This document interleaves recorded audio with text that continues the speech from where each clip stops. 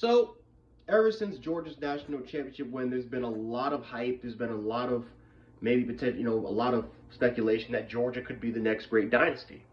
So I think the question is, well, can they be the next great dynasty? Can they replace Alabama? Can they take over Nick Saban's reign? Can Kirby Smart take over Nick Saban's reign as the next great college football coach? Yes. To kind of, put it shortly, they can. They're more than capable of doing it. I think if there was any college football program that can take over Nick Saban's reign or Alabama's reign as the next great sports dynasty in college football, it would be them. I think if you're talking about it from a recruiting standpoint, from where they're located at, they've dominated that entire state of Georgia. Kirby Smart and the staff that he's able to put together has one of the best recruiting staffs in the entire nation. The amount of five-star talent is absolutely incredible. It is their facilities. They have one of the best facilities. Georgia is rich with everything right now. They are rich. They are powerful. They're in the best conference in the nation, and it's a conference that, besides the University of Alabama, Georgia has been right there with them. The only difference, it was prior to this season, it was the national championship. Well, now Georgia has that. So, if there's any program that can do it, it is Kirby Smart. It is Georgia. There are some questions, though, however, because like I said, Alabama's dynasty, it didn't come without a cost. We lost a crap ton of coaches. We've lost a crap ton of players to the NFL draft. And one of the things that Kirby Smart has done a phenomenal job at was really retaining the players, right? Somehow, some way, convincing players to stay for their senior seasons, right? Alabama has had that issue for the past 5-6 years, right? We can go as far as Jerry Jeudy and Henry Ruggs and a lot of those players, a lot of our underclassmen leaving. Patrick Surtain leaving after his junior season. Christian Barmore did it last season. Jonah Williams, Evan Neal this season. The list goes on and on. Those are just some examples, but the list goes on and on. As far as Alabama, the amount of players that they lose to the draft. Hell, Alabama lost 12 players to the NFL draft last season. You saw what happened with LSU. LSU lost 15 players to the NFL draft.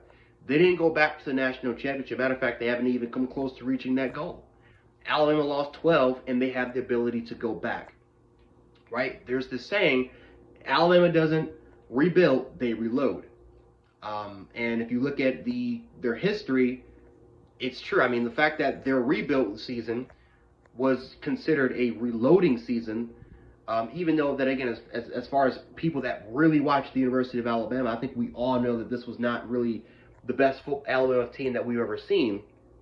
But I think that just goes to show you the amount of influence, the amount of power, and really just how great the Alabama dynasty is. Now, can they do that? Right? If Georgia loses 12, 13 players to the NFL draft, can they reload the next year and go on a national championship run? We have not seen that. Right?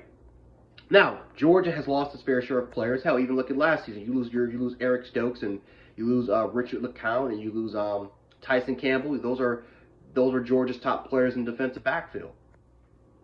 And Georgia was able to win a national championship without those guys. They had a very, very young, inexperienced defensive back roster, yet they were able to win. Now, was it because of their defensive backfield? No. It was because of their front seven. They had one of the most experienced front sevens in the nation. Even losing guys like Nakobe Dean and Azeez Ojulari, they still had one of the most stacked, they have one of the most experienced defensive front sevens in the entire nation. Now, with a lot of those guys like Jordan Davis, Devontae Wyatt, I'm sorry, not Nakobe Dean. You lost Monty Rice. That's what I meant. Forget what I said. 2020 was Monty Rice. But now officially with Nakobe Dean gone, with Devontae Wyatt gone, with Jordan Davis gone, a lot of those guys, which were the heart and soul of the football team, now that those players are going to be left, can Georgia repeat? Now, offensively, extremely young. Extremely young offensively. You can make an argument that the offense will be explosive, but we haven't seen any of these quarterbacks in action. We see Stanton Bennett in action.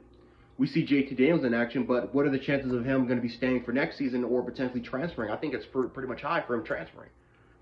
So that's the question, is can Georgia have the ability to continue to reload and go on national championship runs? That's something that even if Alabama doesn't win national championships, we all know at least they're still in contention. So there's that. then you have to have the ability to continue to reload your coaching staff. Alabama is known not just as NFL University or running back university or receiving university or whatever you want to kind of label the University of Alabama as. They're also coaching rehab university, right? For some reason, Nick Saban loses for the past 7 years. Nick Saban has lost countless amounts of assistant coaches. You name it, from Jim McElwain to Jeremy Pruitt to Kirby Smart to Jeremy Pruitt to Brian Daboll, Mike Locksley, Lane Kiffin, Steve Sarkisian. The list goes on and on. As a matter of fact, Bill O'Brien and Doug Marrone, those are two guys that might leave next season. But yet Nick Saban still competes for national championships. He still finds ways to replace 5-6 dudes annually from his coaching staff, from very, very important key positions, whether it's very, very important key roles. He continues to annually replace the entire coaching staff and compete for national championships. Can Georgia do that? That's the question. Can Georgia do that? Now, you can make an argument where you can say, well, they lost Sam Pittman. You lost, I forgot who the Michigan State football coach is, but you kind of lose him. So, yeah, Kirby Smart has his own coaching line. He has his own coaching tree that's continued to have that has had some success in the college football world. Well, now you lose a guy in Dan Lanning. You lose some other very important key positional coaches. Can Georgia continue to replicate that they've done? Now, they've already proven that they can do it. They're more than capable of doing it. But can they continue to replicate what they did this season as far as, again, being a national championship contending football team, continuing to have a large line of success? We saw Dabo Swinney with Clemson, right, during Clemson's quote-unquote dynasty run, where they competed for 3 national championships. They were in the college football playoffs, I think, every year except for 2014. But yet, one of the biggest reasons why they did it was because they kept that stability as far as their coaching staff. They were able to keep that stable there. Well, now that you kind of see that the ship is now starting to kind of fall apart and sink, you're really starting to see that the hype for Clemson is starting to kind of die down a little bit. So, Dabo Swinney, a guy that's won 2 national championships, has kind of proven that, yeah, dude, replacing an entire coaching staff can be extremely difficult. Hell, look at Urban Meyer. When Urban Meyer lost his coaching staff after that 2009 Florida football season, look what happened to them. They went 7-5 the next year. Urban Meyer had to retire. It's not easy to replace your coaching staff. That, besides recruiting and keeping players there, one of the hardest things to do is keeping your coaching staff, keeping your coaching line intact.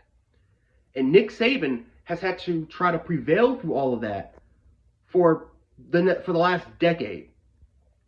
So, even though we all know Georgia is more than capable of being in college football, of being the next great dynasty, there's a lot of challenges that Georgia will now face that they pretty much never faced before over the last 2 to 3 years. Alabama's had to try to prevail through it, but as far as being the next great long-term dynasty, it is not an easy road. Georgia's more than capable of doing it. The question is, can they do it? That's something that we're going to have to find out and wait.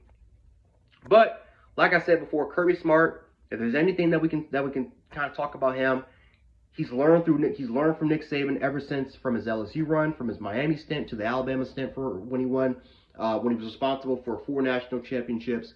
Kirby Smart is more than capable of doing it. We'll see if Georgia can potentially hold that line.